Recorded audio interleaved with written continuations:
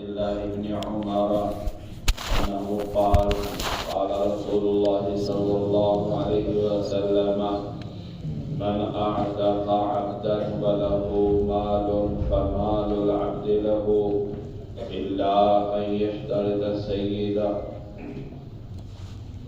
عبداللہ ابن عمر کی روایت ہے، رسول اللہ صلی اللہ علیہ وسلم نے فرمایا کہ جس نے غلام آزاد کیا اور اس کے پاس مال ہو تو غلام کا مال اس کے لیے ہوگا، مگر یہ کہ آقا اس کی شرط کر دیں۔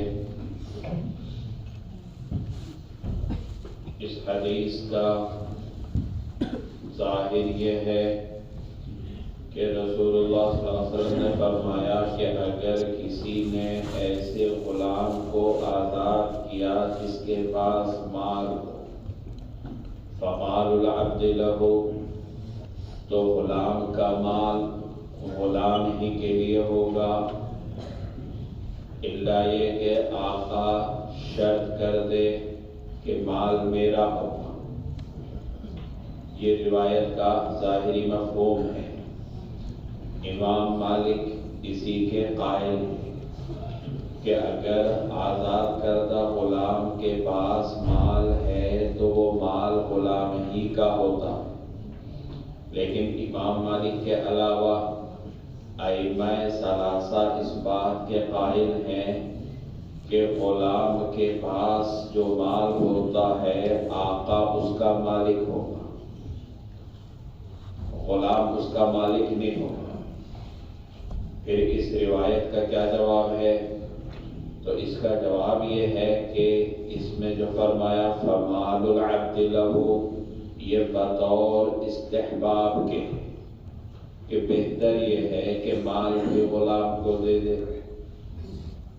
اب تک تو وہ غلامی کی زندگی گزار رہا تھا اور آپ کے ماتحت تھا، ساری ذمہ داری آپ کے اوپر تھی۔ اب آزاد کرتے ہی فوراً تو ظاہر سی بات ہے کہ اس کے پاس مال کی فراوانی نہیں ہوگی، تو اس لیے بہتر یہ ہے کہ وہ مال اسی کو دے دے، لیکن بہرحال ہے وہ مالک ہی کا، آقا ہی کا۔ اور علامہ ابن قیم نے اس میں یہ توجیہ کی ہے کہ یہ روایت ان الفاظ کے ساتھ ہے ہی نہیں، بلکہ یہ روایت کتاب البیوع سے تعلق رکھتی ہے، اور روایت کے الفاظ ہیں من باع عبدا وله مال فمال العبد للبائع الا ان يشترط المبتاع۔ اگر کسی نے غلام بیچا اور غلام کے پاس مال ہے، مثلا وہ غلام معذور لہو فی التجارہ ہے، تو وہ مال آقا کا ہوگا، بائع کا ہوگا۔ ہاں اگر مشتری یہ شرط لگا دے کہ میں نے آپ سے یہ غلام مال سمیت خریدا، تو اب تو یہ مشتری کے لیے ہو۔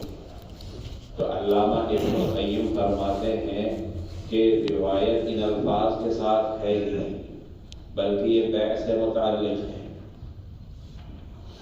باب فی عتق ولد الزنا، ولد الزنا کی آزادی کے بیان میں۔ حدثنا ابراہیم بن موسیٰ قال اخبرنا جریر عن سہیل بن ابی صالح عن ابیہ عن ابی ہریرہ رضی اللہ عنہ قال رسول اللہ صلی اللہ علیہ وسلم ولد الزنا شر الثلاثۃ۔ حضرت ابو ہریرہ کی روایت ہے، رسول اللہ صلی اللہ علیہ وسلم نے فرمایا کہ ولد الزنا تینوں میں کا برا ہے۔ وقال ابو ہریرہ لأن أمتع بصوت في سبيل الله أحب إلي من أن أعتق ولد زنية۔ ابو ہریرہ کہتے ہیں کہ اللہ کے راستے میں ایک کوڑا دینا مجھے پسند ہے اس بات سے کہ ولد الزنا کو آزاد کروں۔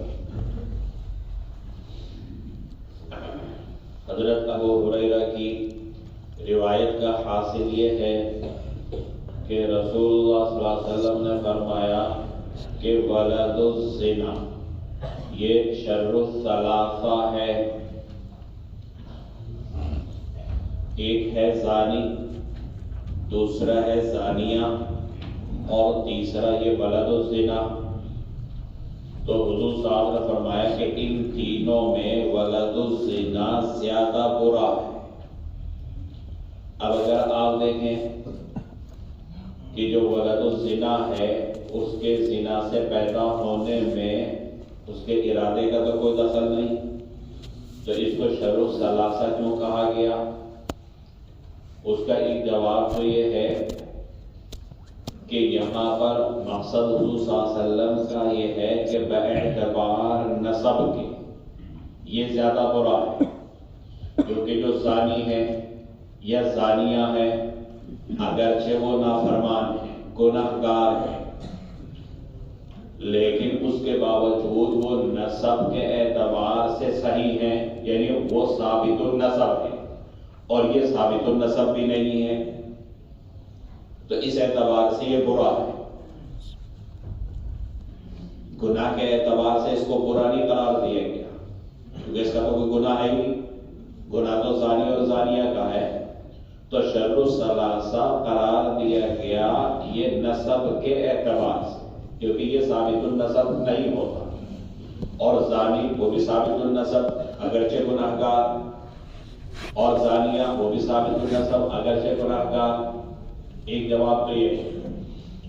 دوسرا جواب یہ دیا گیا کہ یہاں جو حضور صلی اللہ علیہ وسلم نے ولد الزنا شر الثلاثہ قرار دیا یہ مطلقاً نہیں ہے، بلکہ کسی خاص واقعے میں آپ نے یہ بیان فرمایا. چنانچہ مستدرک میں ایک روایت ہے، حضرت عائشہ رضی اللہ تعالی عنہا کو جب یہ خبر پہنچی کہ حضرت ابو ہریرہ حضور اکرم صلی اللہ علیہ وسلم کا یہ قول نقل فرماتے ہیں ولد الزنا شر الثلاثہ، تو حضرت عائشہ نے فرمایا کہ منافقین میں ایک شخص تھا جو حضور صلی اللہ علیہ وسلم کو تکلیف پہنچایا کرتا تھا. حضور اکرم صلی اللہ علیہ وسلم نے صحابہ سے اس کی شکایت کی کہ یہ مجھے ستاتا ہے. تو کسی صحابی نے کہا کہ یا رسول اللہ صرف یہی بات نہیں کہ وہ منافق ہے اور آپ کو ستاتا ہے، بلکہ وہ ولد الزنا بھی، یعنی تین خرابی ہے اس کے اندر. تو اس موقع پر آپ نے فرمایا ولد الزنا شر الثلاثہ، یعنی یہ جو ولد الزنا ہے اس میں ایک تو یہ کہ منافق اور دوسرے کہ حضور صلی اللہ علیہ وسلم کو ایذا پہنچاتا ہے. تو اس کو جو آپ صلی اللہ علیہ وسلم نے برا قرار دیا وہ نفاق کی وجہ سے اور حضور صلی اللہ علیہ وسلم کو ستانے کی وجہ سے. بعض حضرات نے بیان کیا کہ یہاں پر روایت کے الفاظ ہیں ہوا شر الثلاثہ، اور جب ہوا ہے تو اس کا مطلب یہ ہے کہ کسی خاص واقعے کے اندر اس کو بیان کیا.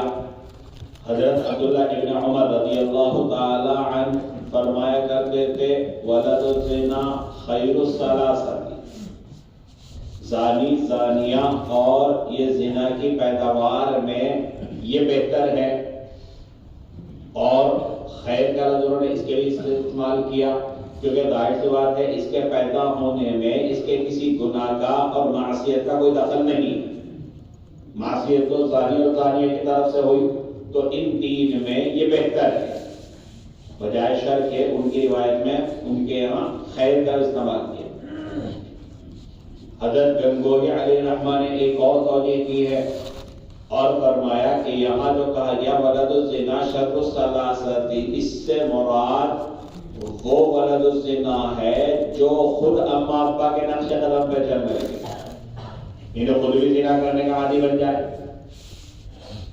یا ایسا شخص کہ جو زنا کا بہت زیادہ عادی ہو تو اس کو کہا جاتا ہے فصار کأنہ ولد للزنا، ایسا ہے گویا کہ یہ ولد الزنا ہو. معجم کبیر طبرانی کی اس میں بھی حضرت عبداللہ بن عباس رضی اللہ تعالی عنہما کی روایت کے الفاظ یہ ہے کہ ولد الزنا شر الثلاثہ میں مراد وہ ہے کہ جو زنا کا عادی ہو، یعنی جیسے اس کے ماں باپ نے زنا کیا یہ بھی زنا کا عادی ہو گیا، تو اب اس اعتبار سے اس کو شر الثلاثہ کہنا زیادہ بہتر ہے، یعنی اس میں کسی تعبیر کی توجیہ کی ضرورت نہیں۔ ایک تو ایک زنا کی پیداوار اور اوپر ایک خود پھر زنا کا عادی ہو گیا، تو زانی اور زانی کے مقابلے میں یہ زیادہ برا ہے۔ حضرت ابو ہریرہ رضی اللہ تعالیٰ نے آگے دوسرا جملہ ارشاد فرمایا کہ اللہ کی راہ میں جہاد فی سبیل اللہ کے لیے جانے والوں کو اگر میں کوڑا دوں تو اعتبار ثواب کے وہ زیادہ ہے اس سے کہ میں کسی ولد الزنا کو آزاد کر دوں۔ گویا ولد الزنا کو آزاد کرنے میں زیادہ ثواب نہیں ہے، اس سے زیادہ ثواب تو جہاد فی سبیل اللہ میں کسی کو کوڑا وغیرہ دینے کے اندر اس کا زیادہ ثواب ہے۔ حضرت عمر رضی اللہ تعالی عنہ سے بھی دو طرح کے اقوال منقول ہیں، ایک تو اسی طرح کا جیسا کہ حضرت ابو ہریرہ رضی اللہ تعالی عنہ کا ہے۔ حضرت عمر کا قول یہ ہے کہ اللہ کی راہ میں نعلین کا اٹھانا مجھے پسند ہے ولد الزنا کو آزاد کرنے سے، اور حضرت عمر کا دوسرا قول یہ بھی ہے کہ جب ان سے ولد الزنا کے آزاد کرنے کے بارے میں پوچھا گیا تو انہوں نے فرمایا کہ ان کو آزاد کر دو اور ان کے ساتھ بھلائی کرو۔ حضرت عائشہ رضی اللہ تعالیٰ عنہ سے بھی پوچھا گیا تو انہوں نے فرمایا کہ ان کو آزاد کرو اور ان کے ساتھ بھلائی کرو۔ تو حضرت عمر رضی اللہ تعالیٰ عنہ سے دو طرح کے اقوال منقول ہیں۔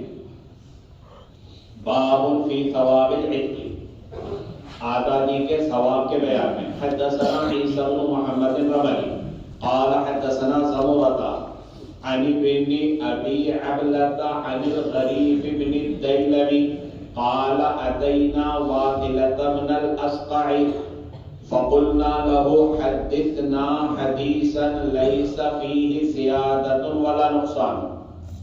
غریب ابن دیلمی کہتے ہیں کہ ہم واصلہ ابن اسقع کے پاس آئے، ہم نے ان سے کہا کہ ہمیں کوئی ایسی حدیث سنا دیجئے کہ جس میں نہ زیادتی ہو اور نہ کمی۔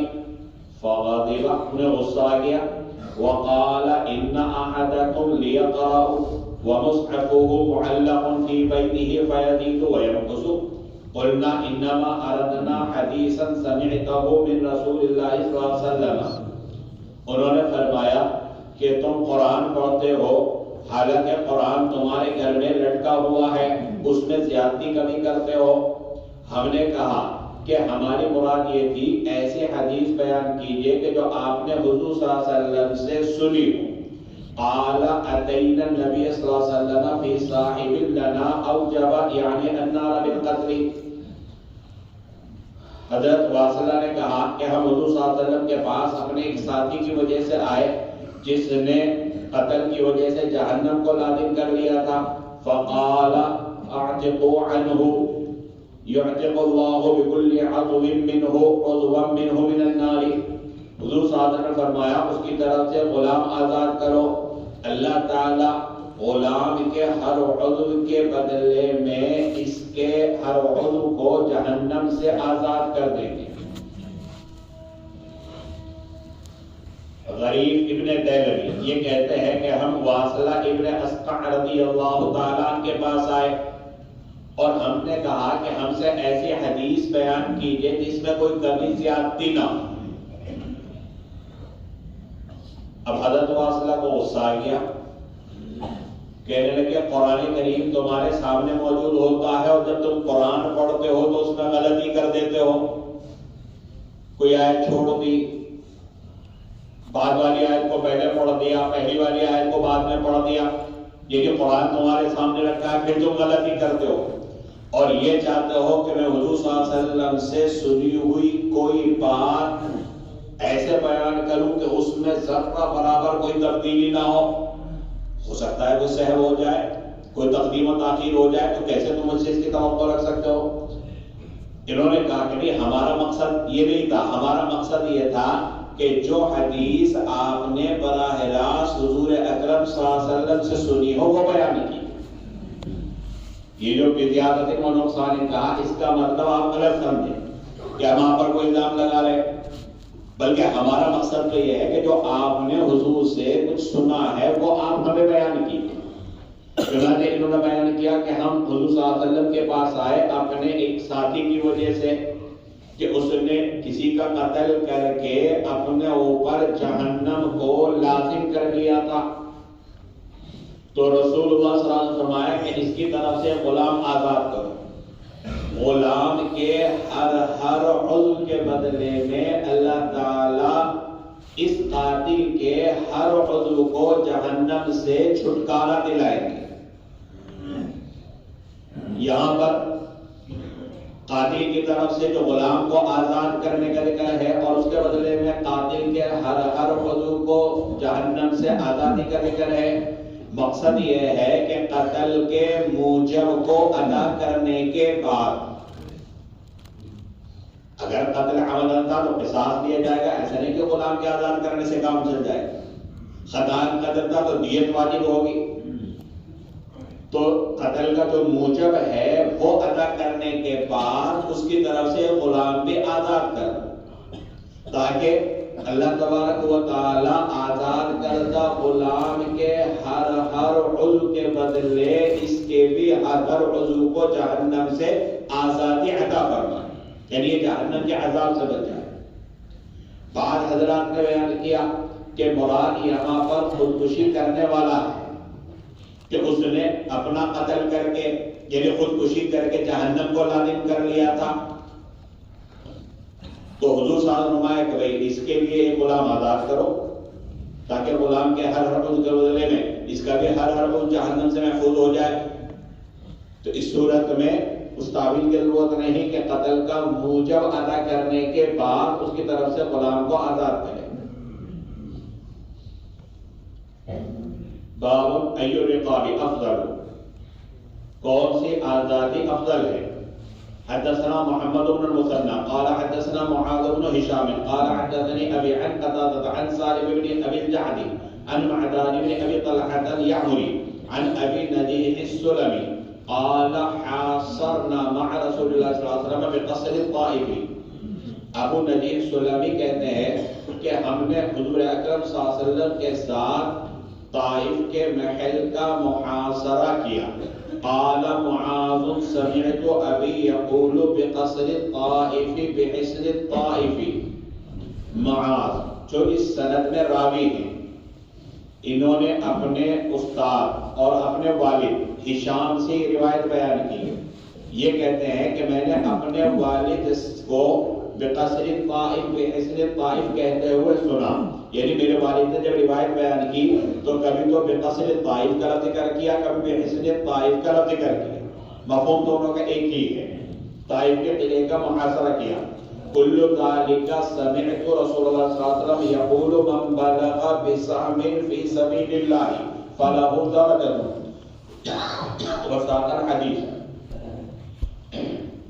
ابو نجیح کہتے ہیں کہ تمام باتیں حضور صلی اللہ علیہ وسلم سے سنی. حضور صلی اللہ علیہ وسلم فرمایا کہ جس نے اللہ کی راہ میں ایک تیر مارا تو اس کے لیے ایک درجہ ہے. وساق الحدیث، اور پھر پوری حدیث بیان کی جس کو یہاں ابو داؤد نے ترک کر دیا. وسمعت رسول اللہ صلی اللہ علیہ وسلم يقول ايما رجل مسلم اعتق رجلا مسلما فإن الله جاعل وقاء كل عظمه من عظامه عظما من عظام محرره من النار.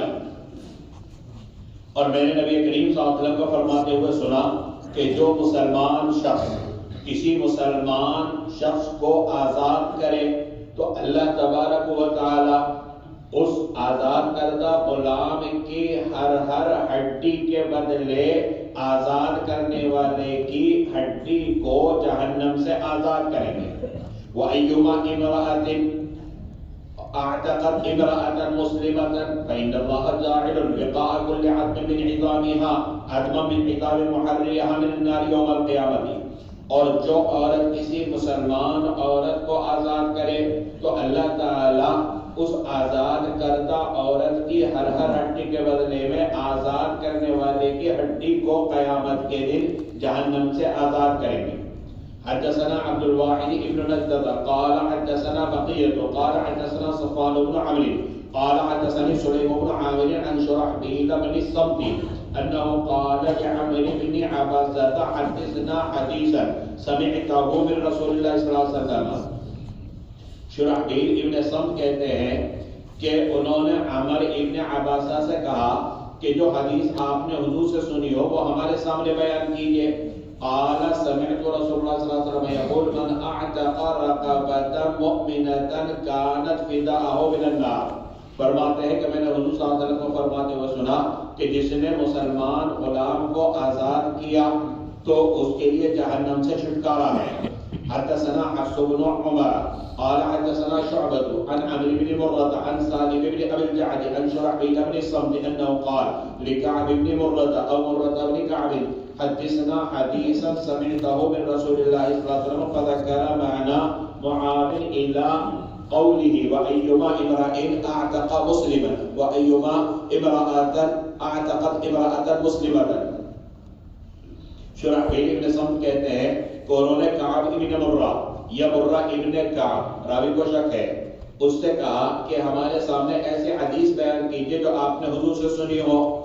اور پھر راوی نے اوپر والی جو پہلی روایت ہے اس باب کی اسی روایت کے الفاظ کو بیان کیا جس میں ایما امرأۃ اعتق مسلما ایما امرأۃ کا تذکرہ ہے.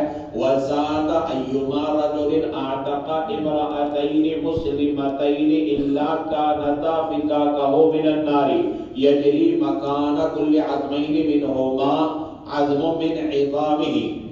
اور اس میں یہ اضافہ کیا کہ جو شخص دو مسلمان عورتوں کو آزاد کرے تو اس کے لیے جہنم سے چھٹکارا ہے ان کی دو ہڈیوں کے اس کے ایک ہڈی کے قائم مقام ہونے کی وجہ سے.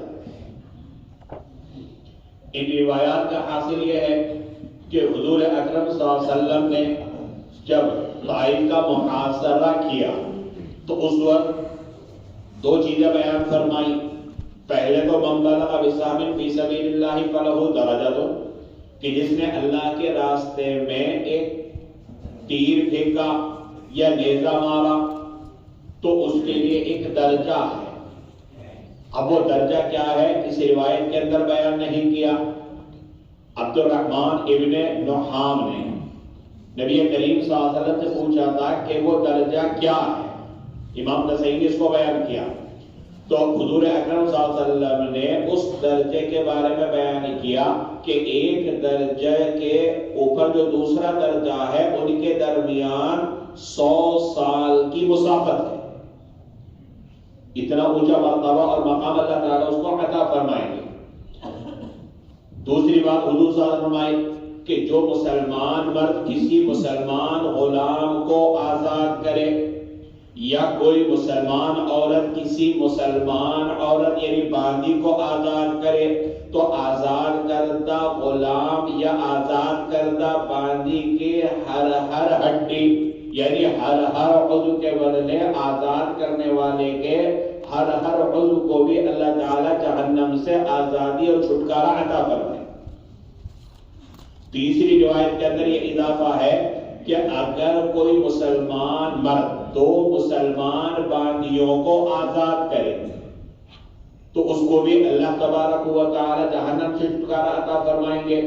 گویا دو مسلمان باندیاں ایک غلام کے قائم مقام ہیں. جیسے مسلمان مرد کے لیے ایک غلام کو آزاد کرنے سے جہنم سے چھٹکارا ہے ایسے ہی اگر وہ دو مسلمان باندیوں کو آزاد کرتا ہے تو اس کے لیے جہنم سے چھٹکارا ہے. اس سے معلوم ہوتا ہے کہ دو باندیاں ایک غلام کے قائم مقام ہیں. اگر کوئی مسلمان مرد کسی ایک مسلمان باندی کو آزاد کرتا ہے تو اس کا ثواب نصف ہے بمقابلے غلام کے آزاد کرنے.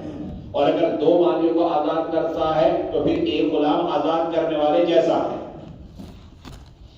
یہ اس بات کی تینوں روایات کو جمع کرنے کے بعد مفہوم بھی کرتا ہے. باب فی فضل العتق فی الصحۃ. آزادی صحت اور تندرستی کی حالت میں ہو اس کی فضیلت کے بیان میں. حدثنا محمد بن كثير قال اخبرنا سفيان عن ابي اسحاق عن ابي حبيبة الطائي عن ابي الدرداء قال قال رسول الله صلى الله عليه وسلم مثل الذي يعتق عند الموت كمثل الذي يؤتي اذا شبع. حضور صلی اللہ علیہ وسلم نے فرمایا کہ جو آدمی موت کے وقت غلام آزاد کرتا ہے وہ ایسا ہے جیسا کہ پیٹ گھر بھرنے کے بعد ہدیہ کرنے والا.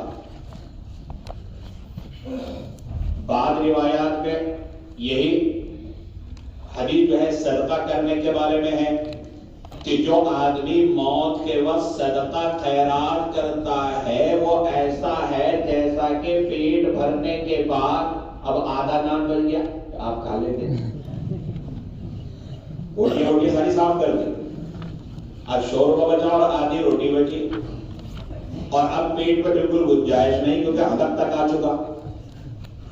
تو اب کہہ رہے ہیں کہ جناب آپ لے لیجیے یا کسی فقیر کو کہ لے لیجیے آپ کا بھی بھلا ہو جائے گا. تو حضور صلی اللہ علیہ وسلم نے فرمایا کہ موت کے وقت آزاد کرنے والا ایسا ہے جیسے کسی کے اپنا پیٹ بھرنے کے بعد ماں بقیہ کو صدقہ کرنے والا. صدقے کا ثواب تو ملے گا لیکن اتنا نہیں ہوگا جتنا ضرورت مند ہونے کے باوجود صدقہ کرنے پر ملتا. جیسے کتاب الزکات کے اندر آپ نے روایت پڑھی ہوگی, حضور صاحب نے فرمایا کہ صحت اور تندرستی کی حالت میں جب کہ تمہیں فقر کا اندیشہ ہو تو صدقہ کرو. اندیشہ یہ ہے کہ اگر میں نے صدقہ کر دیا ایسا نہ ہو کہ مجھے ضرورت پیش آ جائے, لیکن دوسری کی ضرورت دیکھ کر اب آپ نے اس کو صدقہ کر دیا تو اس کے حضور صلی اللہ علیہ وسلم نے تحریم دی. قرآن کریم کی آیت وَيُؤْثِرُونَ عَلَىٰ أَنفُسِهِمْ وَلَوْ كَانَ بِهِمْ خَصَاصَةٌ کے مفہوم یہ کہ ضرورت مند ہونے کے باوجود اپنی ضرورت پر دوسرے کو ترجیح دینا اس کا بڑا اجر و ثواب ہے. تو یہ زیادہ فضیلت رکھتا ہے بمقابلے اس کے کہ جب ضرورت نہ ہو. اب آدمی مثال کے طور پر مرض الموت میں مبتلا ہے, اب اس کو معلوم ہے کہ تو بچے گا نہیں, اور جب تو 2-4 گھنٹے کا یا چند دن کا مہمان ہے تو چل ایسا کر اب جو غلام ہے بعد میں تو یہ تیرے وارث سے پٹے گا کچھ کام نہیں ہے چلو صدقہ کر دیتا ہوں, اس سامان کو صدقہ کر دیتا ہوں یا غلام آزاد کر دیتا ہوں. ٹھیک ہے غلام آزاد کرنے کا ثواب ملے گا لیکن وہ ثواب نہیں ملے گا جو تو صحت اور تندرستی کی حالت میں ضرورت مند ہونے کے حالت میں اگر اس کو آزاد کرتا جو ثواب ملتا وہ ثواب نہیں ملے گا.